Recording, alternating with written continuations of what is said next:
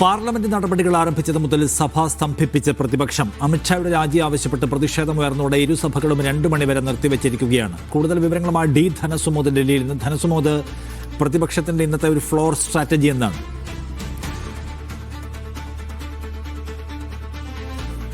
പ്രതിപക്ഷം ഇരുസഭകളിലും അമിത്ഷാ സഭയിൽ വന്ന് പ്രസ്താവന നടത്തണം എന്നുള്ള ആവശ്യം തന്നെയായിരുന്നു ഉയർത്തിയത്.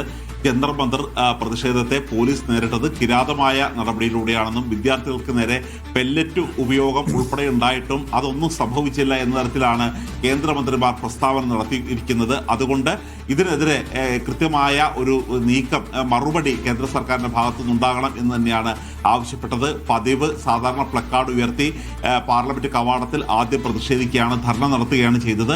പക്ഷേ ഇന്ന് ഈ ധർണയ്ക്ക് ഉപരിയായിട്ട് പ്രതിഷേധ പ്രകടനം തന്നെയായിരുന്നു പാർലമെന്റ് വളപ്പിൽ നടത്തിയത്. പിന്നീട് സഭ പിരിഞ്ഞു കഴിഞ്ഞപ്പോൾ പാർലമെന്ററി കാര്യമന്ത്രി കിരൺ റിജിജു പ്രതിപക്ഷ നേതാവ് രാഹുൽ ഗാന്ധിയോട് സംസാരിച്ചിരുന്നു.